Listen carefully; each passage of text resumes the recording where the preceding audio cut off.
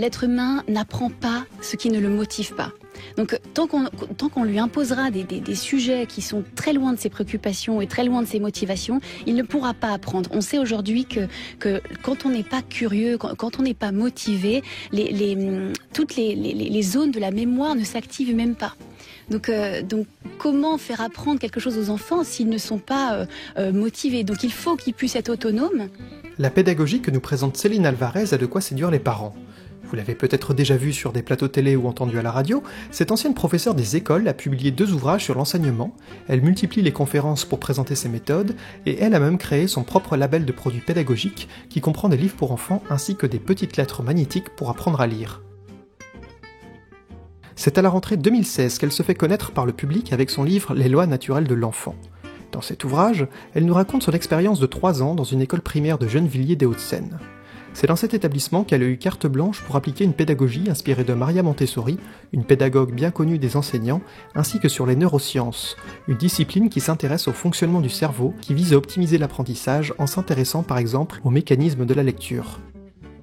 En septembre, nous les avons testés sur plusieurs dimensions, et ils étaient évidemment sur beaucoup de dimensions très en dessous du niveau moyen. Quand nous les avons testés 1 an plus tard, donc en juin de l'année scolaire, ils avaient non seulement rattrapé la norme pour la grande majorité, mais ils l'avaient dépassée.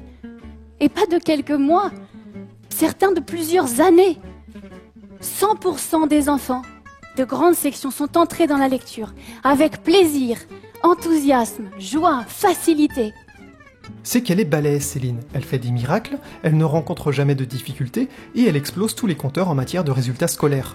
Elle fait passer du même coup tous les profs et les chercheurs en sciences de l'éducation pour des gros nuls qui ne savaient pas faire.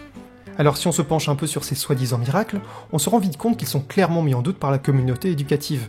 Laurence Decoq, professeure d'histoire et chercheuse en sciences de l'éducation, a mené une enquête pour la revue du Crieur qui remet en question les méthodes et les résultats décrits dans le livre d'Alvarez. Pour moi, ce n'est pas un livre sur l'école. C'est un livre sur plein de choses, sur la métaphysique, sur le renouveau existentiel, sur la fusion avec la nature, tout ce que vous voulez, mais c'est pas un livre sur l'école. Et d'ailleurs, si on regarde la bibliographie, il doit y avoir, si c'est 1, 2, 3 références sur la pédagogie Montessori, c'est tout. Le reste, c'est des neurosciences, c'est des ouvrages de de méditation, etc. Mais c'est pas un livre sur l'école. Au ministère, on me dit « Payon arrive », il essaye de faire un audit de ces trucs-là. Il arrive, c'est quand même la gauche en 2012, c'est resté un petit moment la gauche. Donc il arrive et il dit non mais là il se passe un truc, c'est une expérience complètement privée qui coûte cher, on n'a pas de données palpables sur l'efficacité, on ne peut pas l'étendre à l'ensemble de l'institution, et puis surtout, c'est une institut qui est payée par l'État, on ne va peut-être pas non plus comme ça financer des expériences autonomes comme ça au sein du service public. Les rapports d'inspection ne sont pas super bons, et d'après ce qu'il me dit, mais ça j'ai pas vu, les gamins qui ensuite rejoignent le système traditionnel ne sont ni meilleurs ni moins bons, attention ils ne sont pas moins bons, mais ils ne sont ni meilleurs ni moins bons que ceux qui ne sont pas passés par la pédagogie Alvarez. Malgré ses critiques, Céline Alvarez, elle a la cote. Elle est invitée partout, elle a vendu plein de livres, et elle sera même conviée en 2018 par la ministre belge de l'enseignement pour accompagner pas moins de 750 enseignants. Ici encore, elle fait des miracles. Là, en travaillant avec 750 enseignants, nous n'avions aucun moyen supplémentaire et pourtant nous avons eu les mêmes résultats. Donc pour moi, c'était une confirmation que c'est vraiment les résultats tiennent vraiment au levier pédagogique et non pas au matériel utilisé ou à la personnalité ou ma personnalité. C'est vraiment quelque chose qui est réplicable et les résultats ont été flagrants. Et donc ce passage sur France Inter en septembre 2019 a été mal accueilli par la communauté enseignante. Il faut dire que les enseignants militent depuis des années pour avoir plus de moyens. C'est d'ailleurs ce manque de moyens qui poussera Christine Renon, une directrice d'école, à se donner la mort sur son lieu de travail en laissant une lettre poignante qui accuse son institution.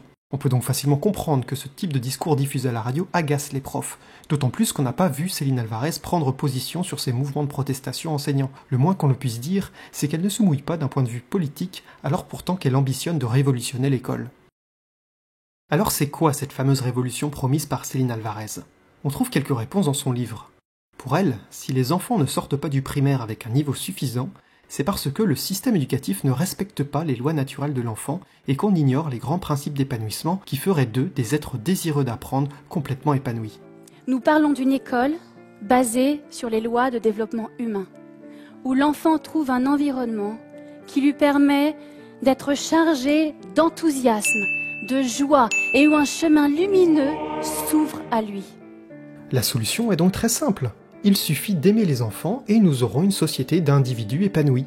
Un concept simpliste qui est même devenu un marché puisque de nombreuses écoles alternatives privées ont ouvert leurs portes sur ce principe, comme par exemple dans la ferme des enfants de Sophie Rabi. La petite fille que j'étais avait raison de penser qu'il y avait un dysfonctionnement chez les adultes. C'est parce que, en faisant des études d'éthologie plus tard, beaucoup plus tard, je me suis rendu compte que la nature humaine, c'est l'amour. Pourquoi ? Parce que, grâce à la théorie de l'attachement, nous savons que nous sommes déterminés biologiquement pour prendre soin de l'autre et pour avoir un lien d'attachement avec ceux qui prennent soin de nous. Alors moi je n'ai rien contre l'idée du bonheur, mais il y a de quoi être dubitatif sur ses applications pédagogiques et leurs résultats sociétaux. D'autant plus qu'aucune étude sérieuse ne vient étayer ces affirmations. Pas besoin d'aller dans la ferme de Sophie Rabi pour savoir qu'un enfant apprend mieux dans un cadre rassurant. Mais être gentil avec les élèves, ça ne fait pas tout. La mission de l'école publique, c'est aussi de lutter contre les inégalités scolaires, c'est-à-dire donner les mêmes chances de réussite quelle que soit la classe sociale dont sont issus les élèves. On parle alors de démocratisation scolaire. Si on s'en tient à cette définition, on ne peut pas dire que notre école fonctionne correctement. Selon le rapport sur les inégalités 2019, on trouve près de 3 fois plus d'enfants de cadres que d'enfants issus de la classe ouvrière dans les études supérieures. Si les classes sociales favorisées réussissent mieux à l'école, c'est en partie parce qu'elles possèdent un capital financier qui leur permet d'accéder à des études coûteuses. Il est en effet plus facile de rentrer dans une école de commerce quand on en a les moyens. Le capital culturel possède également une grande importance. Les enfants de profs, par exemple, disposent de plus de facilité car leurs parents partagent avec eux leur culture de l'école. Les enseignants sauront mieux que les autres parents orienter leurs enfants et les conseiller dans un système éducatif pas toujours très clair. Dis-moi ma sœur, si tu veux faire rire la ministre, demande-moi les emplois du temps de Eléa. Alors Eléa, c'est sa fille qui rentre donc en 5e et de plein pied dans le nouveau collège. Et quand on regarde son emploi du temps, comme dit ma sœur, il faut un séminaire d'intégration juste pour comprendre à quelle heure tu dois chercher tes gosses au collège. Oui, parce que cette année, Eléa, en plus d'avoir des semaines A et B, elle a des enseignements qui se répartissent en trimestre et d'autres en semestre. C'est-à-dire qu'alors que le PI 1 aura lieu durant le premier semestre de lundi à 9h, lui succéderont sur les trimestres 2 et 3 sur ce même créneau des cours de français. Ce n'est que le deuxième semestre qu'elle aura droit à 3 heures de latin, puisque contre 1,5 au premier, puisque dans son collège, ils ont choisi le pays, langue, culture, d'antiquité, dans les systèmes abordés proposés parmi les Je prends des notes là, j'essaie de sauver le latin, ce qui n'est... Ici on a Patrick Cohen qui a du mal à suivre cet emploi du temps, mais on imagine bien qu'il n'a rien de simple pour un élève de collège. Tout le monde en a fait l'expérience, le parcours scolaire est extrêmement codifié de la maternelle au lycée. Prenez le choix des études supérieures par exemple. Choisir la bonne orientation implique de bien connaître le système éducatif. Différencier un BTS d'un DUT n'a rien de simple pour des parents n'ayant pas fait d'études supérieures. On voit bien que les chances ne sont pas égales et que le discours sur le mérite scolaire est à relativiser. Évidemment qu'on a toujours, ça s'est toujours fait comme ça, valorisé, encouragé des enfants qui sortaient un petit peu du lot par le travail qu'ils fournissaient. Mais le discours sur le mérite, c'est-à-dire le discours qui va déterminer que seuls les enfants qui fournissent ces efforts-là sont susceptibles d'être accompagnés vers la réussite. C'est un discours qui est extrêmement pernicieux.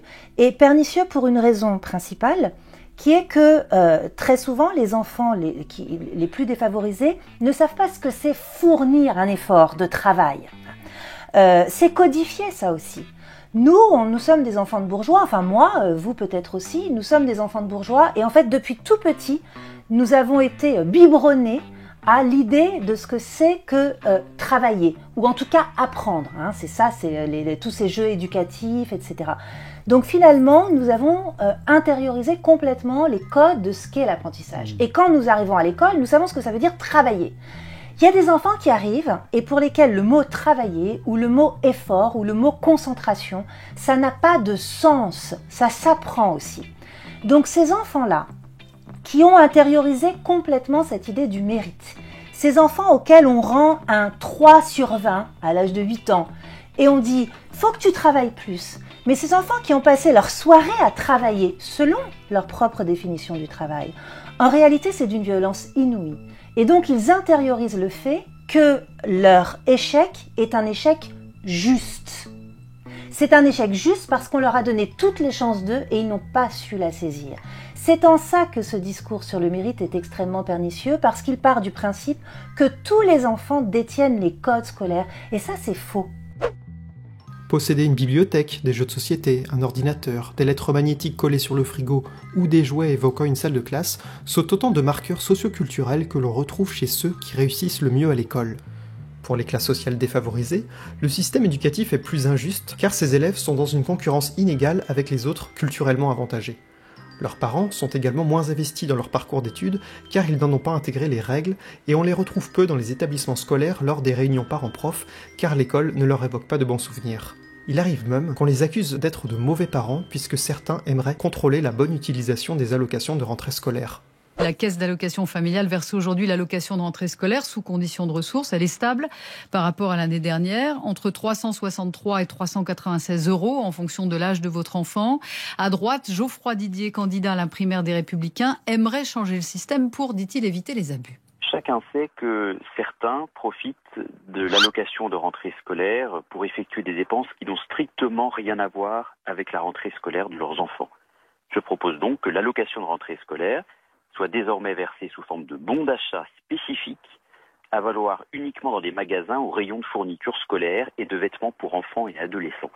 Ainsi, il n'y aura plus d'abus. C'est sûr qu'avec ce genre de discours, il y a de fortes chances pour que les classes sociales les plus fragiles se sentent indésirables à l'école. Et c'est d'ailleurs ce qui se passe, puisque les enfants issus des classes populaires sont plutôt orientés vers des avenirs qu'ils ne veulent pas toujours, comme dans les filières professionnelles. À niveau scolaire équivalent, ces jeunes n'osent pas se diriger vers les filières générales qui leur semblent inaccessibles et pas faites pour eux. Ce qui n'est pas sans raison, puisque l'enseignement supérieur lui-même reste élitiste, et pour beaucoup financièrement hors d'atteinte. Alors Céline, elle en pense quoi de ces questions sociales qui rendent l'école inégale ?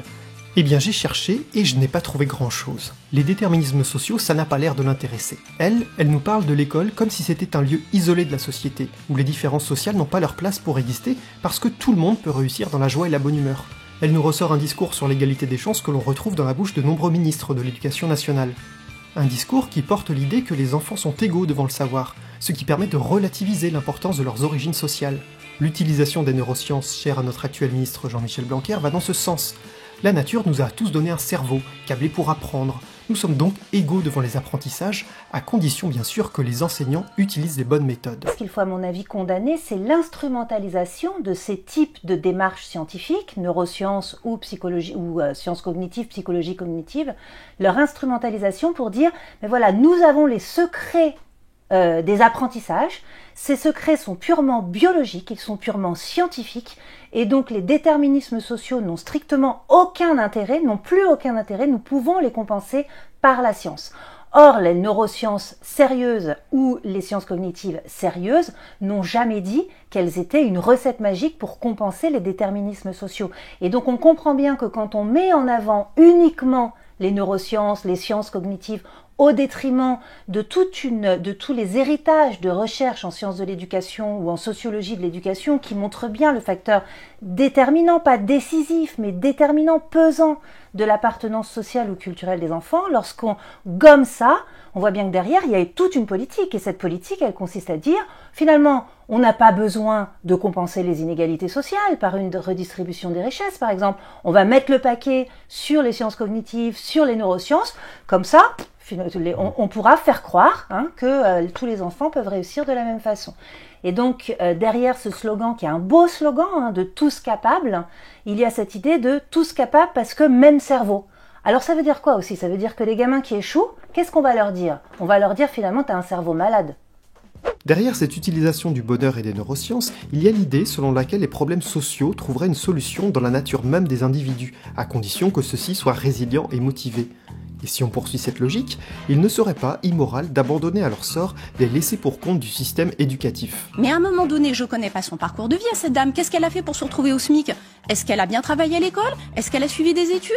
Cette vision est assez confortable puisqu'elle nie l'idée d'un tri social pourtant bien à l'œuvre dans les études supérieures. Pierre Bourdieu et Jean-Claude Passeron nous avaient déjà montré que le tri social existait dans les années 60. Peu de choses ont changé depuis, si ce n'est les efforts des discours pour rendre ce tri invisible. Le problème est loin d'être nouveau, mais on évite soigneusement d'en parler de façon directe. On a cette coutume en France d'entretenir de profondes inégalités économiques et sociales sous un voile de discours égalitaire. Ça fait quand même des années qu'ils disent tous, les ministres de l'Éducation, vouloir faire de l'école le lieu de l'égalité réelle. Hier, Najat Vallaud-Belkacem, aujourd'hui Jean-Michel Blanquer, ils ont conscience quand même de la difficulté. Vous pensez qu'il y a un problème de feuille de route ? Si vous voulez, le gros problème, moi je ne doute pas de la volonté de certains, pas de tous sans doute, mais de certains de vouloir faire bien. Mais le problème, c'est que quand dans le même temps, vous faites une politique économique, par exemple, qui déshabille plutôt les plus démunis par rapport à ceux qui ont déjà beaucoup, évidemment que vous faites le contraire. Vous produisez des effets contraires de ceux contre lesquels vous dites que vous voulez lutter. Voilà, donc si on continue à ne pas répartir les richesses, à ne pas faire des vraies politiques sociales du logement, des vraies politiques d'aide familiale, etc., on va produire beaucoup d'échecs scolaires dans les années à venir. Parce que tout n'est pas scolaire et tout n'est pas culturel dans l'échec scolaire. En fait, c'est ça. C'est que quand vous êtes vraiment dans des conditions, dans des sales conditions économiques, tout devient compliqué. Même votre capacité de concentration. Quand Jean-Michel Blanquer, ministre de l'Éducation nationale, supprime des postes d'enseignants, on se doute bien que la répartition des richesses n'est pas à l'ordre du jour. Non, l'ordre du jour, ce sont les neurosciences, comme en témoigne la création du Conseil scientifique de l'éducation nationale et de la nomination à sa tête de Stanislas Dehaene, le big boss français des neurosciences, qui, loin de remettre en cause notre modèle social, nous explique tranquillement que pour faire progresser les élèves, il faut faire preuve de bienveillance. Quels sont ces gestes pédagogiques appuyés sur cette métacognition que vous souhaitez que les enseignants s'emparent ? D'abord, c'est une école bienveillante. Ce sont des comportements, d'ailleurs verbaux et non verbaux, qui sont positifs, qui sont pour encourager l'élève. Il est montré par des expériences que ça n'est pas une bonne idée d'interroger les élèves en classe entière. Vous savez, levez le doigt si vous avez la réponse. Ça aide les élèves qui sont bons, mais ça enfonce les élèves qui sont en difficulté. Et même s'ils savent à l'avance qu'ils risquent d'être interrogés, ils perdent leurs moyens et ils ont tendance à moins travailler. Donc il y a des gestes très simples comme ça qui créent une école en fait inégalitaire sans même qu'on s'en aperçoive. Pour ce monsieur, donc, l'école est inégalitaire à cause de ces petits gestes malvenus des professeurs. On leur demande donc d'être sympa avec les élèves. Ces injonctions à la bienveillance sont bien connues des enseignants car elles contribuent à culpabiliser leurs pratiques. On fait porter la responsabilité de la réussite scolaire sur des individus plutôt que de remettre en question la structure éducative. Mais si on parle de bienveillance, on peut se poser la question d'où se trouve la malveillance. Est-elle du côté de ces profs qui se mettent en grève contre la réforme du lycée qu'ils jugent profondément inégalitaire ? Ou est-elle du côté de ceux qui prononcent ces discours qui tendent à rendre invisible le tri social mis à l'œuvre ? Il faut aujourd'hui qu'on dépasse les débats politiques, Je ne crois pas justement que les débats politiques soient dépassables. C'est au contraire sur le terrain politique que tout se joue. L'école, ce n'est pas un lieu isolé de la société, elle est à l'image de l'écosystème qui l'entoure. Elle ne peut pas, à elle seule, gommer les inégalités socioculturelles. Faire en sorte que les enfants se sentent mieux à l'école est en effet primordial, mais débattre de l'enseignement ne peut pas se faire sans aborder la question des inégalités sociales. Et nous faire croire qu'on est tous égaux à coups de bonheur et de neurosciences, ce n'est pas de la bienveillance, c'est de la maltraitance.